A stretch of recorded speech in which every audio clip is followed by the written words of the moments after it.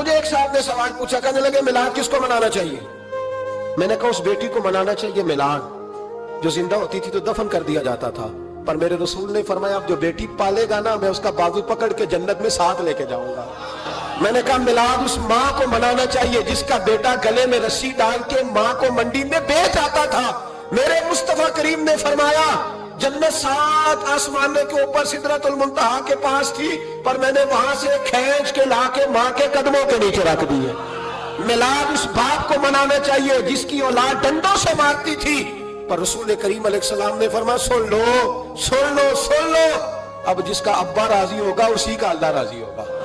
میں نے کہا میلاد اس غریب کو منانا چاہیے جو بھینس کی طرح بکری کی طرح منڈی میں بکتا تھا، پر مصطفیٰ نے کالے رنگ والے حبشی غلام کو سینے سے لگا کے کہا غریبوں کو چھوٹا نہ سمجھنا، میں اللہ کے رسول جب جنت میں جاؤں گا تو آگے بھی غریب ہوں گے، پیچھے بھی غریب ہوں گے، دائیں بھی غریب ہوں گے، بائیں بھی غریب ہوں گے۔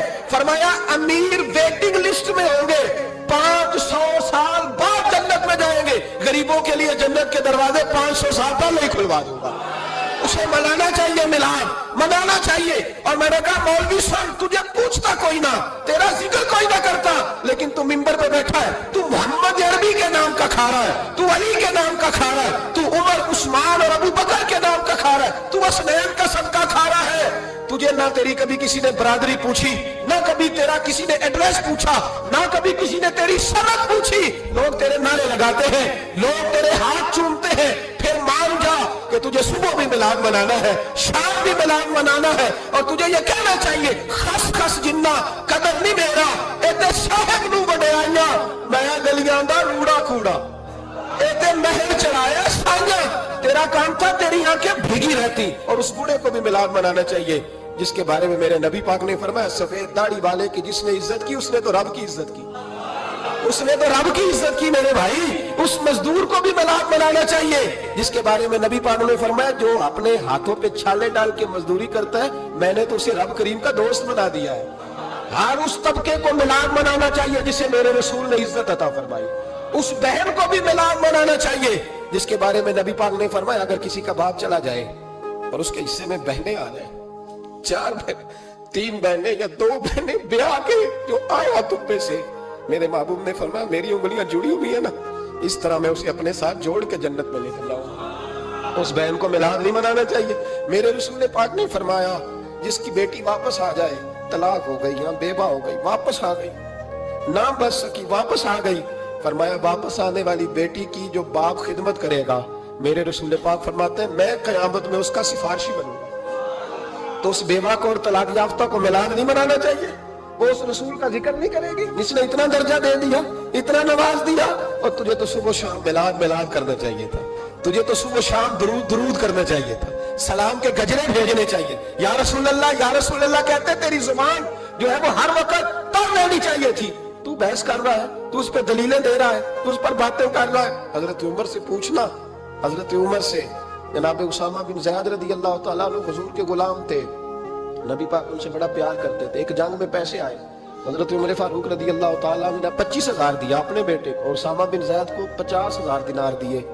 بیٹا کہنے لگا ابا جی وہ تو چھوٹے ہیں میں بڑا ہوں، وہ حضور کے زمانے میں بچے تھے میں جہاد کرتا تھا، یہ آپ نے کیا کیا؟ تو حضرت عمر رو پڑے، کہنے لگے بیٹا یہ تیرے باپ کے سر پر جو عزت کے بال ہیں یہ مصطفیٰ کے اگائے ہوئے، یہ نبی پاک۔ اسامہ سے نبی پاک کا پیار بڑا تھا، حضور کی محبت بڑی تھی۔ بیٹا اس کے ناک سے ریٹ نکلتی تھی تو رسول پاک اپنے ہاتھوں سے صاف کر دیتے تھے، حضور اس کو گود میں بٹھاتے تھے، میں کیسے بھول جاؤں رسول پاک کے احسانات کیسے۔ حضرت عمر جا رہے تھے تو مکے کے رستے میں ایک تنا آیا، کھجور کا خشک تنا، حضرت عمر نے اس کو بازوؤں میں لے کے رونا شروع کر دیا۔ عمر کیا ہوا؟ کہنے لگے یہاں تو میں اونٹ چرایا کرتا تھا، یہاں میرا باپ مجھے مانا کرتا تھا، دیکھو آج عمر نعرہ لگاتا ہے تو کیسر و کسرا کا او بھائی اصلہ نال جے نیکی کریے، ہاں ہاں ہاں ہاں اصلہ نال جے اصلہ نال جے نیکی کریے تے او نسلہ تاک نہیں بھول دے، ہاں بے اصلہ نال نیکی کریے تے پھول کنڈیاں نال تول دے۔ اور سن تیری دنیا بھی حضور کے صدقے بنی اور تیری قبر میں بھی کوئی ساتھ نہیں جائے گا، کوئی ساتھ نہیں جائے گا، قبر میں بھی مصطفیٰ کریم صلی اللہ ہو۔ اور دیکھنا قبر کے اندر بھی کبھی کوئی گیا ہے، قبر میں بھی رسول پاک، قبر میں بھی رسول پاک، قبر میں بھی رسول پاک۔ میرے استاد فرمایا کرتے تھے بتاؤ جس قبر میں نبی پاک آئیں گے وہاں عذاب کیا ہونا ہے؟ जब हुजूर ही आ गए तो अजाब क्या होना है? नबी पाक तो जिधर से गुजर जाए रब वो जगह जन्नत बना देता है। वहां क्या अजाब होना है? वहां तो दीदार होना है। तेरी कब्र में भी नबी पाक। और हुजूर ने फरमाया मिजान अमल पे अमल तुलेंगे तो फिर भी मैं तुम्हारे पास हूँगा। हुजूर अलैहिस्सलाम ने फरमाया पुल सिरात से गुजरोगे तो फिर भी मैं तुम्हारे पास हूँगा। और मेरे रसूल पाक अलैहिस्सलाम ने फरमाया जब तुम जन्नत में जाने लगोगे तो फिर भी मैं तुम्हारे। तू बता, तेरे रसूल तो हर वक्त तेरे साथ है, तू कब कब नबी पाक के साथ होता है? तू बता ना, तू कब कब नबी पाक के साथ? मैं छोटे जलसे का कायल हूं, लंबी महफिल में गुजारिश करता हूं दोस्तों से कि लंबा जलसा ना करो। लेकिन एक जगह पे मैं गया तो एक बड़े पढ़े लिखे आदमी ने मुझे कहा मौलाना इनको समझाएं, आधी रात तक बिठाए रहते, इनको समझाएं। मैंने कहा मैं समझाऊंगा पर आप भी जरा अपना लबो लहजा थोड़ा धीमा करें। तू तो पूरी रात नहीं नबी पाक के लिए जागा और मेरे रसूल तो सारी हयात तेरे लिए जागते रहे।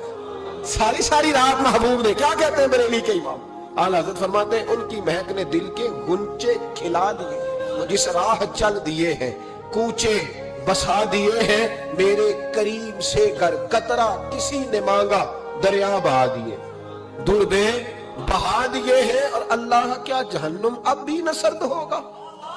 अल्लाह क्या जहन्नुम अब भी न सर्द होगा? रो रो के मुस्तफा ने दरिया बहा दिए, रो रो के मुस्तफा ने।